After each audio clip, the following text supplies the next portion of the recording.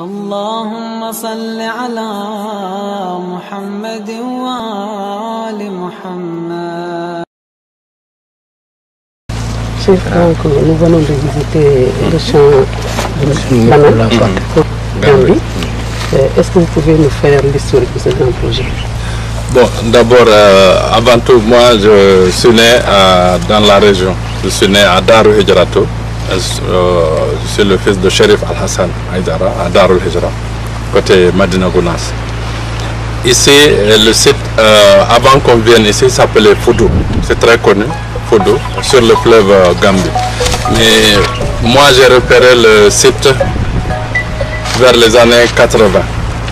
Et donc, quand on s'est installé, on a appelé le village Nadjaful Ashraf. Pourquoi j'ai appelé le village Nadjaful Ashraf? Parce que c'est la ville où se trouve le mausolée de l'imam Ali alayhi salam. Donc c'est pour cela que j'ai voulu appeler ce village Nadjaful Ashraf. Et comme moi je suis né dans la région, enfant, chaque année, j'ai vu au mois de juin, juillet, août, passer la famine dans la région. Et d'ailleurs, c'est connu ici, tout le monde parle de la période de soudure chaque année. Alors je ne comprenais pas très bien comment ça se fait qu'on ait de la terre, des terres fertiles, qu'il y ait de l'eau et que les gens meurent de faim. C'est pour cela que j'ai pensé faire ce projet de développement et en même temps essayer de lutter contre l'immigration clandestine, lutter contre la pauvreté et en même temps essayer d'améliorer les conditions de vie des populations. Donc c'est ça qui a motivé le démarrage de ce projet. Bon, je m'appelle Mamadou Diouf, je suis technicien horticole, animateur en développement. Et je suis là avec Chérif, autant de Chérif avec l'Institut Mosdahir International. Et ici en tant que technicien, je fais une supervision de programme. Et on fait le suivi technique.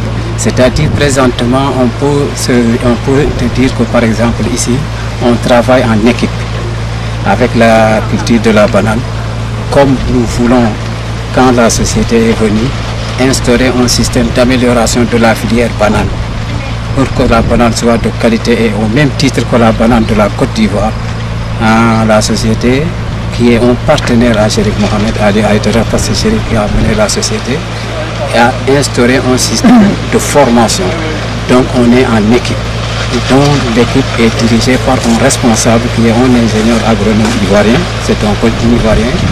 Donc ça veut dire que l'emploi au niveau de la sous-région déjà, ça va là-bas. Et aussi un autre technicien qui est avec moi, on travaille ensemble en équipe. Présentement au niveau du périmètre, sur les 12 hectares actuellement plantés, il y a un effectif de 25 personnes, des producteurs soi-disant employés qui travaillent. Et maintenant, chaque matin, on procède au système de pointage et on les affecte selon des tâches. Chaque équipe s'occupe d'une tâche de par les techniques de conduite de la culture de la banane pour une qualité de banane. Donc on est là, techniciens, ingénieurs et d'autres ouvriers agricoles qualifiés, on travaille en équipe. Quelles sont maintenant ces tâches-là que vous retrouvez à chaque ouvrier? À chaque ouvrier, c'est-à-dire chaque matin, après pointage, des fois, on affecte une équipe dans le réseau d'irrigation, il y a une équipe, ceux qui font le contrôle du réseau pour voir la qualité de l'irrigation, le système de distribution de l'eau dans chaque secteur. Une équipe qu'on affecte à une technique, par exemple, technique d'œtonnage. L'œtonnage des bananes, parce que la banane, on ne peut pas laisser la banane dans sa cuvette entourée de plusieurs plantes. Parce que si la banane est entourée de plusieurs plantes, il y a une concurrence. Donc il y a une équipe qui procède à l'œtonnage. L'œtonnage, c'est-à-dire enlever d'autres rejets de bananes qui ne portent pas, qui peuvent porter préjudice à la principale plante mère dans le cadre de la production. C'est ça, on enlève ça, on sélectionne, on laisse un autre. Ou bien on affecte une équipe dans le désherbage. ou bien on affecte une équipe dans l'épistéage. L'épistéage, c'est une fois que la banane a le fruit, la main composée du régime, par exemple, on essaie d'épister. Il y a le pistil, tu connais le pistil, par exemple, sur un fruit de banane sèche, il faut l'épister, enlever pour améliorer la qualité des fruits. Ou bien on peut, dans le cadre de l'hygiène, procéder à des gainages, c'est-à-dire prendre le régime de banane, mettre une gaine attachée. Et cette gaine attachée permet toujours à la banane, ça crée un microclimat au régime et ça améliore la qualité de la banane. Ou bien aussi pour éviter que le régime qui pèse lourd, qui peut faire tomber le pied. Donc on est obligé de faire un système de banage.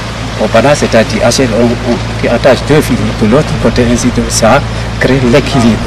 Comme ça, il y aura pas de... Donc chaque technique, on affecte une équipe de ouvriers. Selon. Des fois aussi, dans le cadre de l'aménagement, s'il s'agit d'aménager, picoter ou autre, il y a des employés qui sont formés là-dessus. On leur dit, vous faites le picotage pour délimiter cette parcelle. Ou bien une équipe qu'on affecte pour chercher des piquets pour matérialiser les trous de plantation. Ou bien une équipe qu'on affecte pour faire la trahison. Ou bien une équipe qu'on affecte à tort pour faire l'enfouissement et préparer la plantation, selon les besoins du programme. Est-ce que vous connaissez le nombre de tonnages qu'on peut avoir par an? Oui, c'est ça. C'est-à-dire... Monsieur Diouf, est-ce que vous pouvez nous parler maintenant de l'exploitation? Combien de tonnes de bananes vous exploitez en un an dans cette période? Bon, tu sais, pour le moment, depuis que maintenant on a changé un système, parce qu'avant, l'ancien système de production, c'était un système qui se fait au niveau national, avec des raccords Tricoflex. Mais cette fois-ci, nous voulons une exploitation professionnelle, donc améliorer la qualité. C'est pourquoi on a mis un système d'irrigation par aspersion. Et un système d'irrigation par aspersion et avec toutes les techniques culturelles dans le cadre de l'amélioration de la qualité de la banane. Et ce qui fait que des rendements, on estime des rendements par exemple, ça peut faire 40 à 50 tonnes par hectare. Le minimum, on peut dire, souvent, tu sais, le technicien, il n'aime pas trop se prononcer sur le maximum de rendement, parce que des fois, il peut y avoir des alternatives qui jouent et qui font baisser la production. Mais avec le système que nous avons ici, l'eau suffit, les intrants suffisent, la qualité du travail suffit, on pense avoir 40 tonnes par hectare, Inch'Allah. Maintenant, depuis 2006, on faisait de la banane ici. Mais on a rencontré beaucoup de difficultés. Alors depuis l'année dernière, nous avons fait un accord de partenariat avec une société qui s'appelle SFD. Alors cette société-là maintenant, c'est elle qui gère toute la partie technique ici à Nadjaf. Donc c'est eux qui sont en train de faire ce travail-là, et bien entendu avec la communauté de Nadjaf. Donc là, c'est un projet Mosdahir SFD. Donc c'est ça que je voulais aussi expliquer. Quelles sont maintenant les perspectives de cette association gagnant-gagnant, partenariat gagnant-gagnant? Alors nous, ce qu'on fait toujours, on amène la technique, on amène les intrants, on amène tout ce qu'il faut, on aménage les terres, on met les systèmes d'irrigation et à ce moment-là, on fait des parcelles et on donne à chaque famille une parcelle. Et à la récolte, la famille en général a 40% de la récolte et le reste revient à l'organisation pour pouvoir encore refaire un autre projet ailleurs. Aujourd'hui, nous avons plusieurs... Et ça, c'est avec SFD toujours. Voilà. Est-ce que vous rencontrez des difficultés par rapport à cette exploitation? Oui, mais bon... Sur le plan gestion. Avant on rencontrait des difficultés, mais là depuis qu'on a fait ce partenariat avec SFD, ça a l'air de bien marcher. Oui. Okay. Merci. Marié, père de 5 enfants. Je représente ici la SFD, donc la structure qui est en partenariat avec Mosdahir. Donc ici, je suis le responsable de production ici. service. Bon, moi, c'est M. Frédéric Begré. Je suis ici l'adjoint de M. Norbert Baron. Je suis ivoirien. Je suis marié avec une sénégalo-ivoirienne. Donc je suis moitié sénégalais. Donc je suis son adjoint responsable au niveau agronomique de la SM. Donc colonel Moussa Diouf, je suis ingénieur des eaux et forêts. Je suis le coordinateur du projet Petite Ferme Éco-Village. Nous travaillons avec l'Institut Mouzahir International ici dans l'éco-village de Foudou, Nagaf. Et vous avez ici un modèle de partenariat public-privé qui appuie des communautés à aller à un niveau de développement agricole très élevé. Vous avez vu ici l'équipement que le privé a pu apporter en relation donc avec Chérif, qui est un très grand leader, qui a de grandes ambitions pour le développement de ces localités. Nous avons ici un niveau de professionnalisme élevé de culture de bananes. 50 tonnes par hectare soutenues pendant plusieurs années.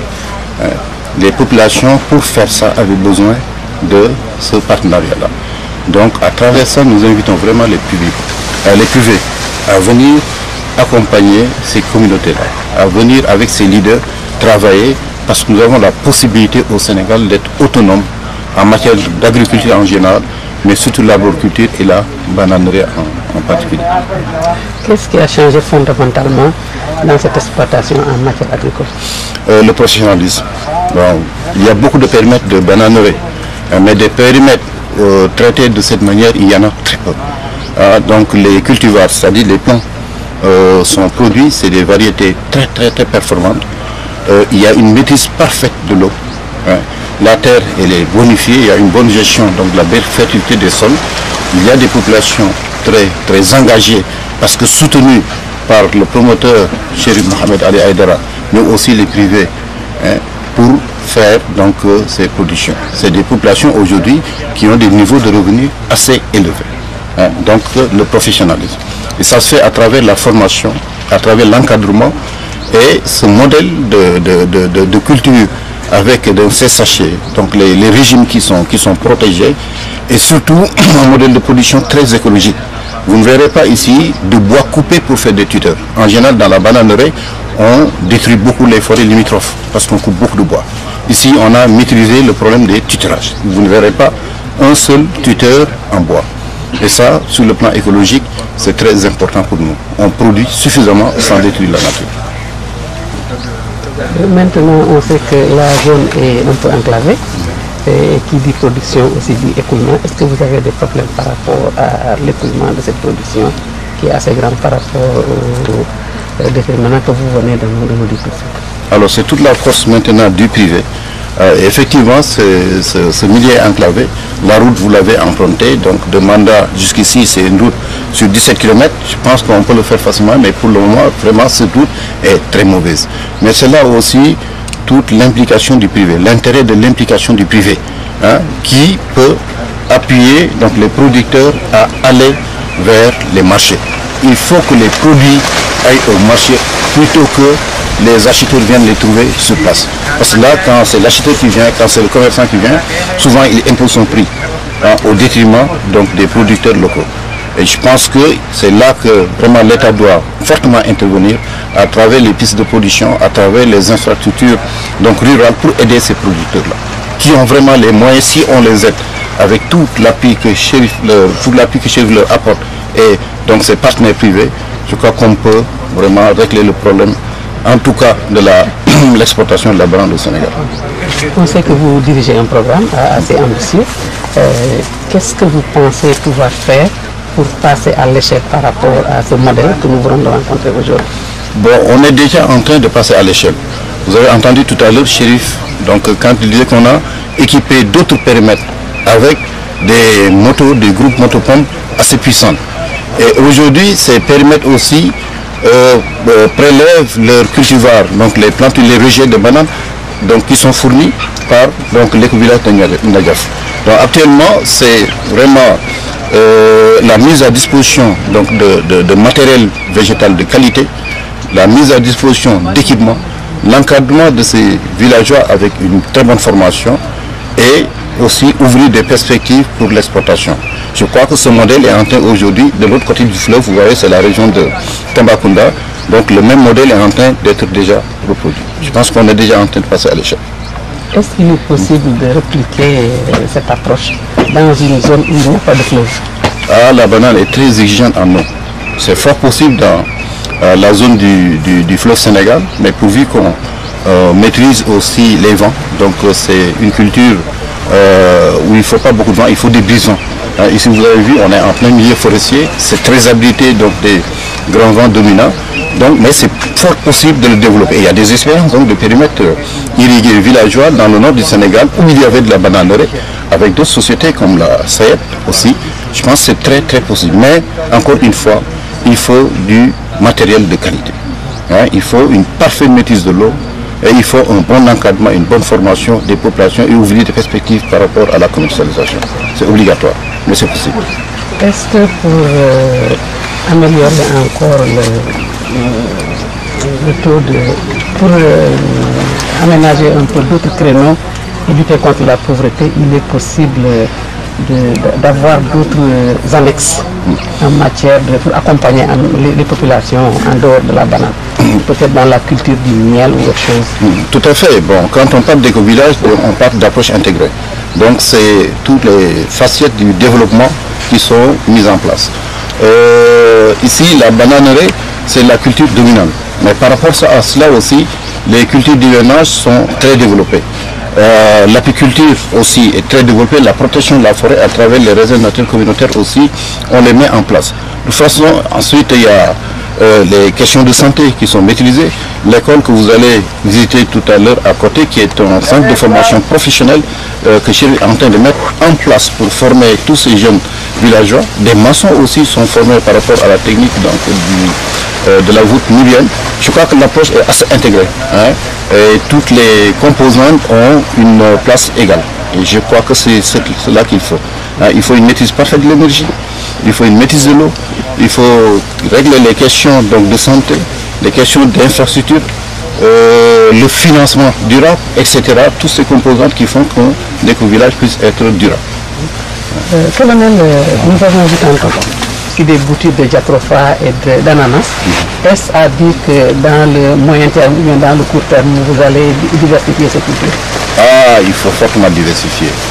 La Casamance a un potentiel aussi de production avec un ananas qui est très grand. Et ça se cultive beaucoup à Ziguinchor, malheureusement pas encore dans la région de Kolda, mais on peut faire l'ananas parce qu'on a les moyens de l'égiger. Et selon nos calculs, on a vu que l'ananas, c'est une des cultures qui a une des plus grandes marges brutes. Donc c'est très rentable. Comme le disait aussi le collègue, on ne peut pas faire un développement agricole correct sans la maîtrise aussi de la filière élevage. La bananerie, c'est une culture très très exigeante en matière organique. Il faut beaucoup de fumier. Donc il faut avoir beaucoup d'animaux à l'étable s'il le faut, les nourrir avec des cultures fourragères pour pouvoir avoir donc une exploitation de cette nature aujourd'hui. Je crois que aussi la diversification, c'est aussi par rapport aux petits métiers ruraux. On en a parlé tantôt, donc il faut surtout les femmes, donc je crois qu'on n'en a pas assez parlé, mais le développement ici à travers l'apport des femmes, je crois qu'on le voit. Tout le maraîchage sont des femmes. C'est elles qui sont aussi dans ce milieu qui assure la récolte et aussi l'entretien. Je crois que la diversification, c'est cela même le modèle d'éco-village que nous sommes en train de construire ici. Est-ce que présentement la culture de la banane fait vivre son nom? Il faut qu'on y arrive. Et c'est à travers maintenant des modèles de plantation comme ça seulement qu'on peut le faire. Si on ne maîtrise pas la technique, la première année, on a des régimes de 40 kg, ensuite 30 kg, 20 kg, 10 kg, ça baisse rapidement. On a des chiffres de production qui font que l'agriculteur peut se décourager rapidement. Mais si l'encadrement est assuré, les intrants assurés, surtout la matière organique maîtrisée, comme je l'ai dit tout à l'heure, le niveau de rendement est soutenu et peut faire vivre correctement son nom. la bananerie aussi rencontre des problèmes de financement. Et si on ne règle pas ces problèmes, comme Chérif Mohamed Ali Aïdara ici l'a réglé, avec ce partenariat, avec le secteur privé, là aussi, bon, les difficultés vont démarrer. Il faut absolument qu'on règle cette question-là. C'est la SFD qui est en partenariat avec Mosaï. Donc on a parlé de la maîtrise de l'énergie. Malheureusement, la bananerie est très exigeante en énergie. On utilise beaucoup de gasoil pour pouvoir assurer l'irrigation. C'est pour ça que vous avez vu ces cultures de jatropha. L'objectif étant de produire de l'huile de jatropha qui est un biocarburant, hein, que nous produisons ici en intercalaire. Il n'y a pas de concurrence avec donc, la terre, enfin, par rapport à la terre avec les cultures de bananes. Mais le jatropha, l'objectif c'est de produire du biocarburant pour faire tourner ces machines qui assurent aujourd'hui la maîtrise de l'eau. Et je crois que nous avons à travers aujourd'hui la région, avec tous ces jeunes qui sont organisés en planteurs, association de planteurs de jatropha, on peut y arriver. En tout cas, le niveau de pollution de jatropha commence à être assez élevé. À protéger le régime contre les agressions extérieures. Les insectes, tout ce l'agression quoi. Ensuite, elle crée un microclimat autour du régime. C'est-à-dire, si dehors il fait frais, à l'intérieur de la gaine, on a une petite chaleur qui accélère la maturation du fruit.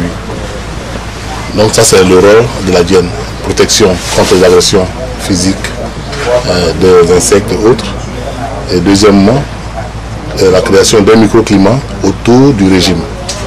Pourquoi il y a des petits trous? Les petits trous, c'est pour ne pas emmagasiner plus de chaleur. Donc c'est juste une régulation. Okay. Maintenant, on va parler des fils. Les fils, les ficelles de rubanage. Là, on veut de faire le rubanage. Comme vous voyez les pylônes de téléphonie, c'est le même système. Et donc, le rôle, c'est de maintenir le bananier en position. Éviter que le bananier tombe. Maintenant, pourquoi on l'a remplacé le tuteur par ces ficelles? En fait, le tuteur, toujours, il est placé du côté du régime. Et s'il est du côté du régime, il va endommager une partie du régime. C'est-à-dire les bananes qui sont bonnes au départ seront vers la fin endommagées par ce tuteur-là. Et c'est pour pallier à ce problème qu'on a inventé ce système de rubanage. Comment a été construit le tuteur? Le tuteur, c'est un bois de 2,50 m au moins, qu'on prend pour bloquer, pour caler le bananier, pour éviter qu'il chute dans le sens de son inclinaison. Donc on met le tuteur sur le bananier et on le pique dans le sol. Et ça, il mettait le bananier debout. Au fait que la banane aime beaucoup l'eau, combien de fois arrosez-vous ces plantations par jour? Par jour, c'est une fois. Mais je dirais même que nous avons installé là-bas une station météo, ce qui n'est pas encore achevé. On va mettre encore d'autres éléments. Il y a le bac d'évaporation qui va nous donner l'évaporation journalière. Et avec cette évaporation, on va calculer les besoins des plantes. Donc, si les besoins peuvent apporter en une journée, on les apporte en une journée. Sinon, on peut cumuler les évaporations d'une semaine et on apporte ces évaporations en une fois dans la semaine. Ça peut être en un jour comme en 2 jours. Voilà, donc les besoins, bon, je dirais même ici, en moyenne, les évaporations sont dans l'ordre de 7 mm par jour. Par jour, 7 mm qui s'évaporent. Et c'est ça qu'il faut compenser. Voilà. On dit aussi que vous cultivez sans engrais chimiques ici. Voilà. Pourquoi et comment vous faites pour remplacer cet engrais? Bon, nous ne sommes pas encore à l'optimum de notre fertilisation, mais pour l'instant, on fait avec les moyens de bord. Nous avons du fumier de vache que nous utilisons ici pour remplacer un peu ces engrais-là. Mais ça ne peut pas suffire pour le bananier. Il faut qu'on cherche encore d'autres moyens pour remplacer ces engrais chimiques. Comment maintenant vous utilisez le fumier de vache? Le fumier, d'abord, c'est utilisé de 2 façons. Avant de planter, on en met en fond, c'est-à-dire à une dose de 20 kg dans un trou. Un fumier bien décomposé. 20 kg par trou avant de planter. Quand on a planté, 3 mois après, on fait l'entretien. Donc on apporte encore du fumier d'entretien. La même quantité. Vous ne prenez il n'y a pas de conditionnement? Non, bon, on peut le transformer, on peut faire du compost, comme on peut le mettre, si c'est bien décomposé, on peut le mettre directement, sans problème. Sinon on peut faire du compost avant de le mettre. Qu'est-ce que vous avez demandé? C'est bon. Responsable au niveau agronomique de la SFD qui est en partenariat avec Mosaï. Bon, peut-être ce qu'on voulait ajouter, on n'a pas peut-être eu le temps d'ajouter, c'est la disposition de la plantation. Et les autres? Voilà. Par rapport aux autres plantations, la disposition de la plantation bananière ici, dans le cas d'un système moderne, ça apporte peut-être un environnement plus adéquat aux bananiers pour pouvoir s'épanouir dans sa production. Donc ça c'est le plus dans la modernisation qu'on a ajouté pour pouvoir permettre aux bananiers de donner son meilleur rendement. Donc voilà ce que je pouvais ajouter. Est-ce que vous pouvez expliquer cette disposition-là qui n'est pas comme les autres dispositions? Bon, généralement, ce qu'on a pu constater ici, dans les plantations de type traditionnel, les gens ont tendance à penser que beaucoup de bananiers dans une parcelle équivaut à un rendement plus élevé. Alors que dans le cas du bananier, dans de chaque pied de bananier, il lui faut un espace bien déterminé pour pouvoir s'épanouir et arriver à donner le maximum de son rendement. Et c'est ce qui est appliqué ici. Ici, c'est le système de choses, comment on appelle, des doubles lignes, des lignes jumelées. Les écartements sont de l'ordre de 2 mètres. Et puis, vous voyez de l'autre côté, il y a 3 mètres. La grande allée couvre 3 mètres. Et si vous regardez très bien les sorties des régimes, ça a tendance à aller vers où il y a plus de lumière, c'est-à-dire à converger vers la grande allée. Et c'est ce qui permet aux bananiers de donner plus son rendement, comme on appelle à l'optimum. Voilà ce qu'on voulait ajouter à ce que mon prédécesseur a dit. Je vous remercie. Qu'est-ce que je voulais faire ici? Ici, ce que je voulais faire, c'était, je voulais faire un éco-village. Ça, c'est avant même l'alternance en 2000. C'est avant qu'on commence à parler des éco-villages. Donc, ce que je voulais faire ici, c'est de faire un village, un site où on peut faire créer des rencontres annuelles. C'est-à-dire, on a commencé ici à construire le village en voûte nubienne. Vous allez visiter tout à l'heure les voûtes. Et pour ça, on a fait venir 24 maçons du Burkina Faso pendant 3 ans. Ces maçons formaient des jeunes Sénégalais à construire des maisons à 100% avec des matériaux locaux. C'est-à-dire que c'est écologique, c'est moins cher. Et en même temps, ces jeunes qui ont été formés, une dizaine, on les a formés, on les payait. Et après, ils ont leur diplôme, leur savoir-faire, leur métier et ils sont libres. Mais surtout nous, on voulait faire le projet agricole, faire les voûtes nubiennes. On a fait une école actuellement. Vous avez, je crois, dû voir l'école là-bas, le bâtiment, une mosquée.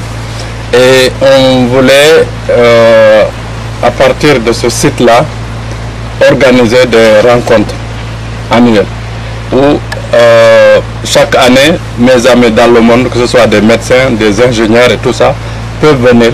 C'est-à-dire les médecins, ils vont venir pendant 1 mois, ils seront logés dans les voûtes, pris en charge, mais ils vont soigner les gens dans les villages.